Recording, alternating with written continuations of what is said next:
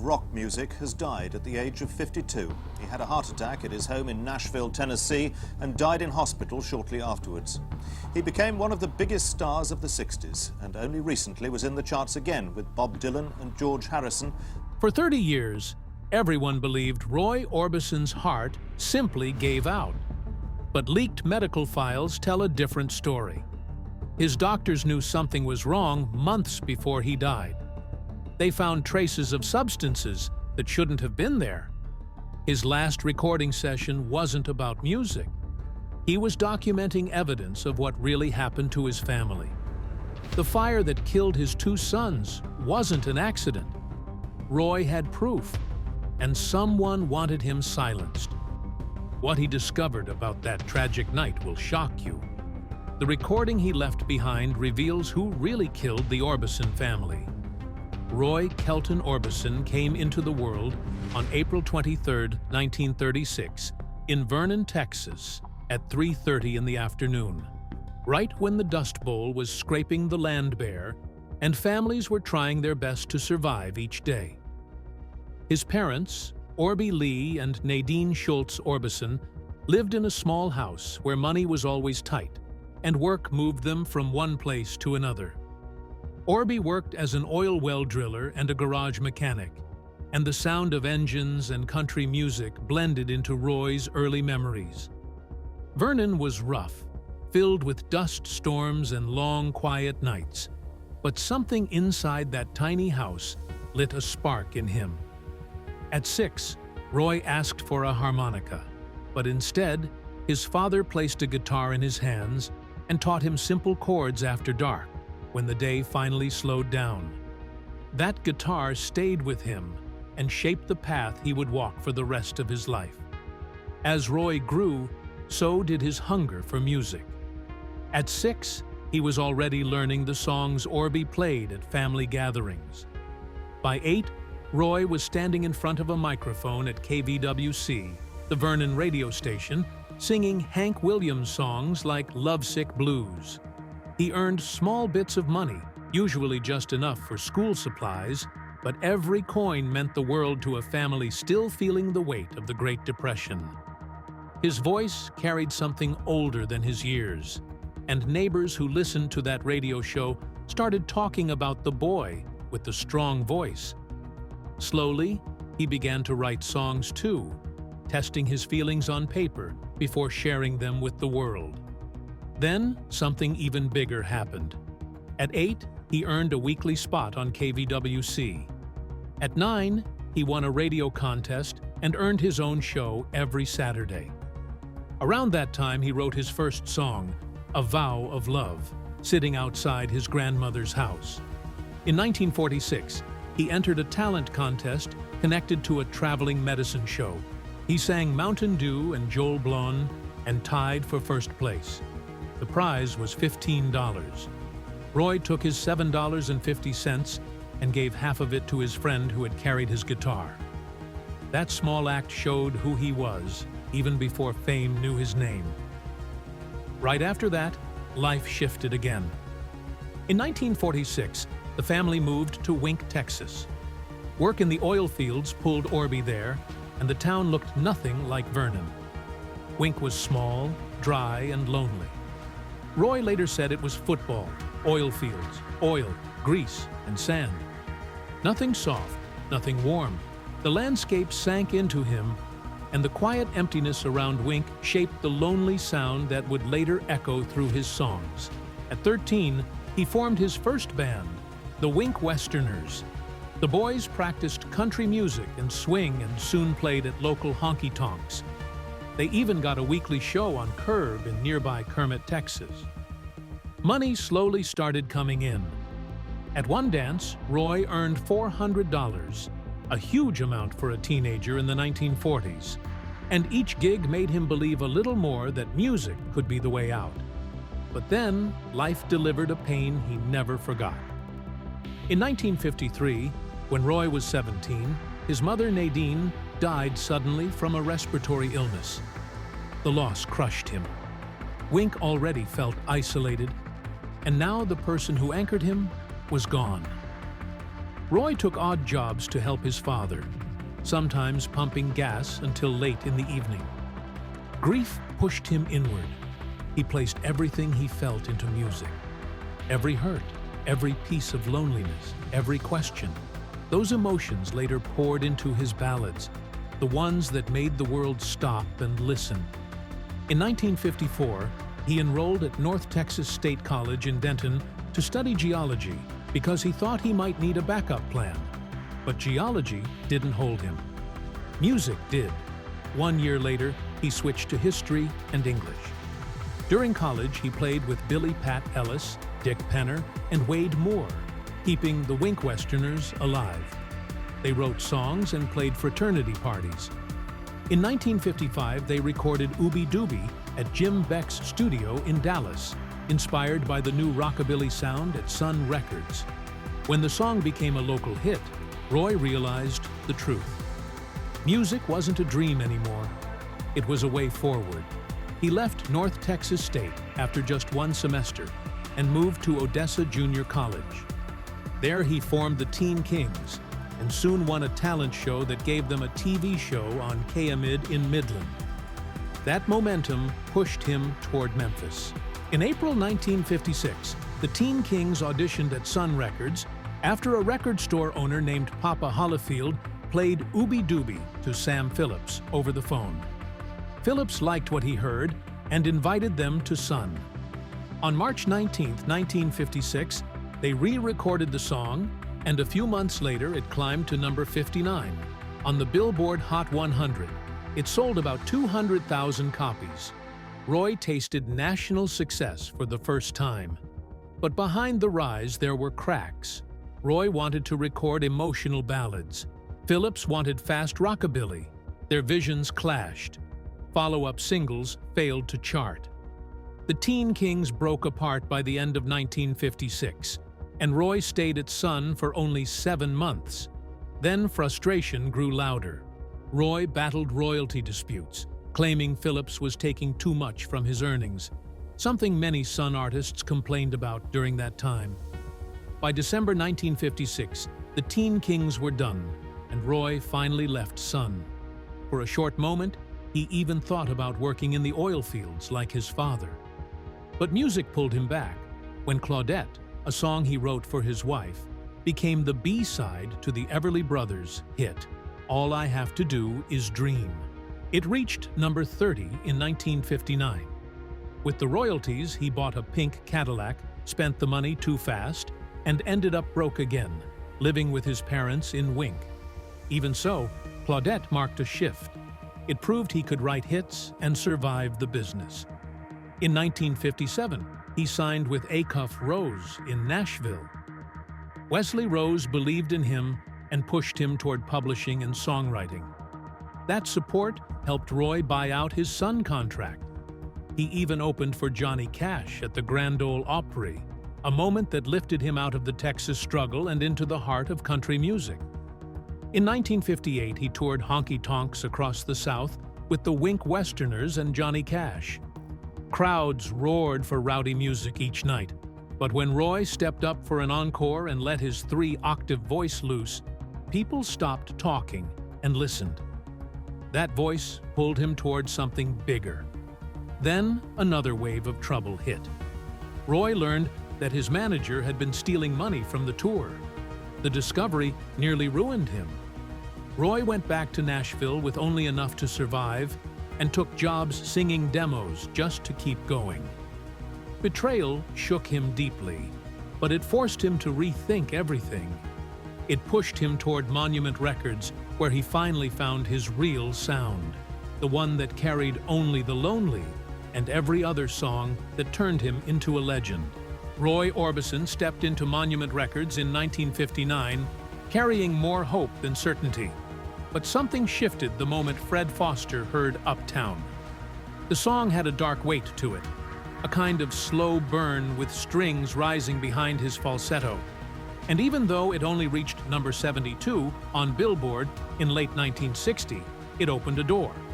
The real spark sat on the B-side. Only the Lonely came out in May 1960, and it moved like lightning. It reached number 2 in the US, then crossed the ocean and hit #1 in the UK by October. It stayed on the UK charts for 24 weeks, longer than anything he ever released. More than 1 million copies sold in the US alone. Suddenly, this quiet man with the huge voice was everywhere, and the sound he built in the studio set a new bar for pop music. People felt that voice before they even knew his name, and almost overnight he found himself stepping into rooms he once only dreamed about. As the world kept spinning, Only the Lonely grew into something bigger than a hit. By the end of 1961, it had sold another 1 million in the US and carried Roy's name across countries that barely knew American rock. The dramatic strings, the crescendos, the emotion in every breath. All of it felt different from anything on the radio. Artists listened closely. The Beatles heard him. The Beach Boys studied those builds. Fans clung to that falsetto because it sounded like heartbreak rising. The song stayed on the UK charts for nearly half a year and marked the start of Roy Orbison becoming a force in both rock and pop, someone who could shake the room without raising his hand. He carried that same kind of quiet power into his image, and it happened by accident. In 1963, he showed up for a show without his prescription glasses, so he put on the dark sunglasses he usually wore outside. He felt less exposed, almost hidden inside the frame, and the audience saw something mysterious instead of nervous. He kept them on. Soon, they were part of him. People could spot him from across a stadium just by the shine of those lenses. And the glasses became as iconic as the voice that floated above every stage. His stillness on stage came from the same place. While others like Elvis shook their hips and moved with the beat, Roy stepped into the spotlight and barely shifted. When Blue Angel came out in 1961 and climbed to #9, fans saw him stand motionless, dressed in black, letting his voice carry all the weight. It wasn't a trick. It wasn't a pose. It was confidence in pure sound. His shows became moments where everything slowed down and the room leaned in. People remembered the feeling long after the lights dimmed, and that stillness turned into his signature. But behind the stage lights, life was cracking. His marriage to Claudette Frady took the first hit as his touring schedule grew. While he was recording Running Scared in 1961, his first #1 hit, he was barely home. The distance grew.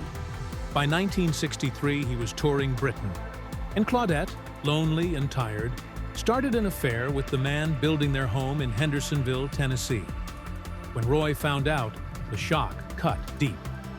They divorced in November 1964. Then, in August 1965, after the birth of their third child, they remarried, trying to rebuild something fragile.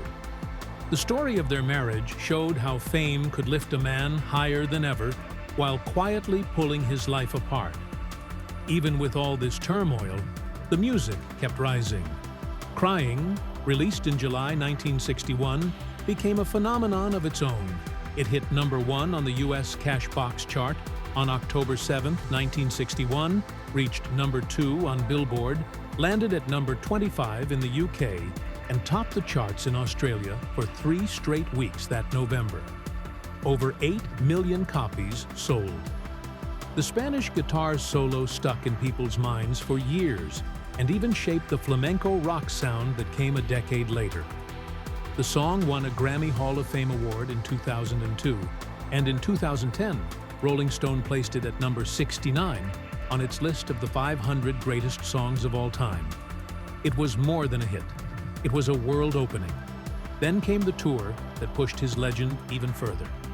In May 1963, Roy headlined a UK tour with a young band named the Beatles as his openers. No one knew they were about to take over the world. The tour started on May 18th in Slough and ended on June 9th in Blackburn. 17 dates that moved across England, Wales, and Scotland. At first, Roy was the headliner, but the Beatles grew so fast that promoters made them co-headliners. Even then, Roy often stole the night. He sang In Dreams at the Gaumont Cinema in London, and the crowd screamed until people backstage wondered how anyone could follow him. John Lennon called him the greatest singer in the world. Ringo Starr said it was terrible going on after Roy because he would slay the audience every night. In 1964, It's Over pushed him even higher. It hit number 9 on the Billboard Hot 100 and number 1 in the UK, topping the chart for 2 weeks and staying there for 18 weeks total. Roy recorded it in a single take after arguing with Claudette, and the raw emotion shook the room. The strings climbed, his voice soared, and producer Fred Foster with engineer Bill Porter captured everything. Cashbox called it a throbbing lover's lament. Billboard praised the emotion in every line. It became one of his most enduring tracks. Then came Oh Pretty Woman. On July 24, 1964, he and Bill Dees wrote it in about 40 minutes at Roy's home. Claudette said she was going out. Dees joked that a pretty woman never needs money, and Roy instantly sang the opening line. They recorded the song on August 1st at RCA Studio B in Nashville with 4 guitarists, including Roy himself. It hit number 1 in both the US and the UK in September 1964, sold more than 7 million copies, and became his second number 1 single. Some radio stations even refused to play it at first because the bass riff sounded too sexual. None of that stopped it from becoming one of the biggest songs of the decade, but the fame also brought shadows. In 1964, Roy admitted to groupie encounters on the road. Claudette already felt alone, and jealousy grew until it pushed her toward her own infidelity. When Roy learned about the affair, he filed for divorce in November 1964, the same moment Oh Pretty Woman sat at its peak. By early 1965, the divorce was final. Still, they found their way back to each other within 10 months, trying to rebuild something broken by fame, distance, and fear. For a brief moment, peace returned, but tragedy followed. On June 6, 1966, Roy and Claudette were riding motorcycles near Gallatin, Tennessee. A pickup truck pulled out. Claudette was thrown, and she died an hour later in Roy's arms. She was only 24. Roy survived with minor injuries, but the shock silenced him. He canceled shows for months. He buried her in Hendersonville, then tried to breathe inside a world that suddenly felt empty. 2 months later, his song Too Soon to Know reached number 3 in the UK, carrying his grief with it. Even before her death, Roy had recorded Crawling Back in October 1965. It reached number 46, and the label pushed him toward happier songs that didn't match the way he felt. The sessions often broke him down, and the pressure to sound upbeat clashed with the sorrow in his chest. The song became a quiet admission of what he carried, even if the world didn't fully hear it at the time. Then came a loss almost too great to name. On September 14, 1968, while Roy was touring England, a fire tore through his home in Hendersonville. His sons, Roy Duane, age 10, and Anthony, age 6, died in their sleep. Only Wesley, age 3, survived because his grandparents pulled him out. The fire destroyed the house in less than an hour. Investigators believed it started from an aerosol can exploding due to old wiring. Roy received the news across the ocean, and everything inside him broke again. For a long time, he could not write, could not speak, could barely stand under the weight of it. After the fire, he sold the property to Johnny Cash. Cash planted an orchard across the ashes, telling Roy that only good things would grow there now. It was a small act, but it became a symbol of hope. Roy later said he wanted to remember the love, not the pain that lived in that ground.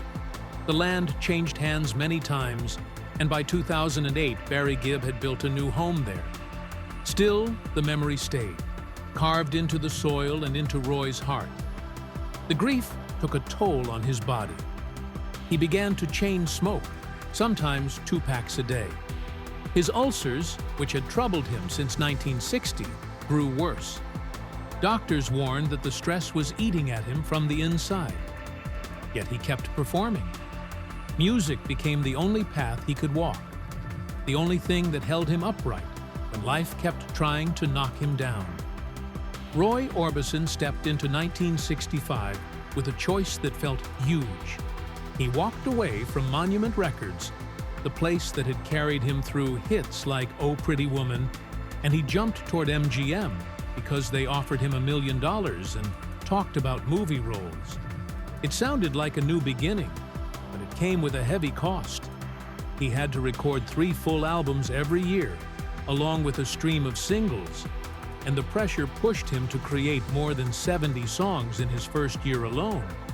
His first MGM single, Ride Away, barely reached number 100 on the Billboard chart, while the Beatles and the rest of the British invasion filled every radio station. His debut MGM album reached number 1 in Canada and the UK, but in America, almost no one noticed. By the time his MGM years ended, only 3 songs had reached the US top 40, even though he had written or co-written 42 of the first 70 songs he delivered. His creativity stayed alive, but the timing around him kept slipping away. Then came 1967. Roy toured Australia for 14 days and somehow fit 20 shows into that short stretch. He stood on stages in Sydney, Adelaide, Perth, and Mount Gambier. On January 21st, he even performed 2 shows at Sydney Stadium in one day. But he carried a deep sadness with him because he had lost his wife Claudette in June 1966. Jet lag and grief drained his voice.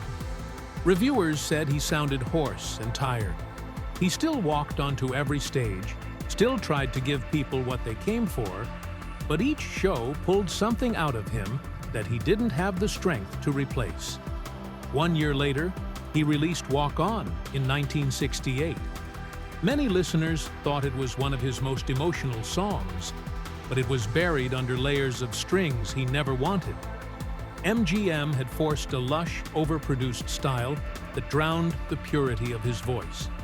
The single reached number 53 in Australia, number 39 in the UK, number 93 in Canada, and number 121 in America. It became a symbol of what he was fighting against, a reminder of how often his ideas were pushed aside while others decided what his music should sound like. Still, life kept moving. On March 25, 1969, Roy married Barbara Jacobs in Nashville. She was 19. He had met her not long before losing 2 of his sons in a house fire in September 1968. The wedding drew paparazzi who cared more about creating noise than understanding what the moment meant. People called it a rebound. They treated it like spectacle. But Roy held on to her because she brought a small piece of light back into his life. They later had 2 sons, Roy Kelton Jr. and Alexander, and he guarded that new family as tightly as he could, even as the world kept trying to pry into his private grief. Later that same year, he stepped into Nashville for new MGM sessions, and the loneliness grew heavier. Even Bob Dylan noticed it. Dylan visited once and later said Roy barely spoke, as if the weight of everything had pulled him inward. Roy recorded with session players instead of close friends, and the room often felt cold. Years of pressure, loss, and label control had pushed him into a quiet corner where music no longer felt like the home it once was. Then came 1970. Roy released God Love You under MGM, hoping the momentum might shift. The album included Penny Arcade, and that song shot to number 1 in the UK. It was his 3rd number 1 there, proof that Britain still heard him with clear ears. But in America, the album barely reached 50,000 copies. Disco was taking over stores and radio stations, and his ballads felt out of place. Even so, The album became a collector's treasure years later, with some copies selling for hundreds of dollars. But at the time, it was another sign that his bond with American audiences was fading. The following years tested him even more. In 1972, during a demanding British tour, Roy damaged his throat and had to stop performing for 6 months. The silence frustrated him, but he used it to write In the Heat of the Night for the film by the same name, earning a Golden Globe nomination. Still, the injury scared him. He worried his voice might not return, and he missed every promotional chance that could have helped revive his career. In 1973, he signed with Mercury Records and tried to fit into new trends. He recorded a country rock version of Sweet Caroline, hoping to connect with changing tastes. But glam rock and punk were exploding. Names like David Bowie and Lou Reed filled headlines, and Roy's single peaked at number 104 on Billboard. The album sold about 70,000 copies, far from what anyone hoped. Yet this phase opened doors to future country collaborations that helped him find his footing again in the 1980s. Then, his health collapsed. In late 1977, while vacationing in Hawaii, Roy felt sharp chest pains. Doctors found severe coronary artery disease. On January 18, 1978, he underwent triple bypass surgery. He lost 20 pounds and spent months trying to regain his strength. But he never fully quit smoking, even though it nearly killed him. He returned to the stage earlier than doctors allowed, because performing was the one thing he couldn't give up. In 1979, trouble struck again. A tour bus accident in Canada left him with a severe infection. Doctors warned that touring could end his life because of his ulcers and heart problems. He ignored most of the warnings. He kept performing, kept pushing through fear, and tried adjusting to slower schedules. His dedication often overpowered his survival instincts. In 1980, he released Laminar Flow. It was a strange, futuristic album filled with synthesizers and atmospheric sounds. The public didn't know what to make of it. It didn't chart, and no single reached the top 100. But over time, the album earned a small following. Listeners later compared some tracks to early Depeche Mode and The Human League. It wasn't a hit, but it showed how brave he could be when he stepped into new sounds long before they became mainstream. Then the world changed for him again in 1988. Roy joined the traveling Wilburys with George Harrison, Bob Dylan, Tom Petty, and Jeff Lynne. What started as an accidental recording turned into a full album, Traveling Wilburys Volume 1. He took on the name Lefty Wilbury and added those soaring harmonies that people had missed for years. Handle with Care reached the top 50, and the album sold more than 2 million copies. Fans saw Roy with fresh eyes, and musicians felt grateful that he had stepped into their circle. It was a rebirth. Right after that, he recorded Mystery Girl. It came out in January 1989, just weeks after he died. You Got It reached number 9 on Billboard, his highest position since 1964. The album climbed to number 5 in the United States and number 2 in the UK. It sold more than 3 million copies worldwide. For a moment, the world remembered the beauty of his voice in a way that felt both joyful and painful. All through the Wilburys sessions, Roy had been feeling severe chest pains. Jeff Lynne and others begged him to get help, but he brushed it off. He had lived through so many struggles that he thought he could outrun this one too. His earlier bypass surgery and years of smoking had weakened him, but he kept working. His death on December 6, 1988, felt sudden even though the warnings had been there. He collapsed in his bathroom at 52 after a day spent laughing and flying remote-control airplanes with his sons. Doctors could not revive him. The autopsy revealed severe blockages, the kind that had been building for years. Mystery Girl came out afterward and earned him a posthumous Grammy. He became the first artist since Elvis Presley to have 2 albums in the top 5 at the same time after death.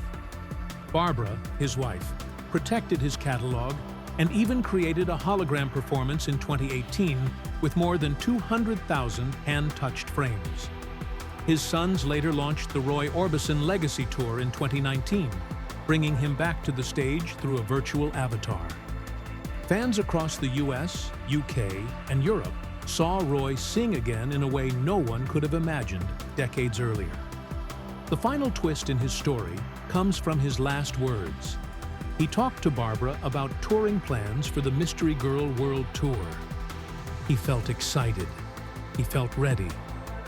Doctors had warned him months earlier that he faced a serious risk unless he changed his lifestyle. But he kept going.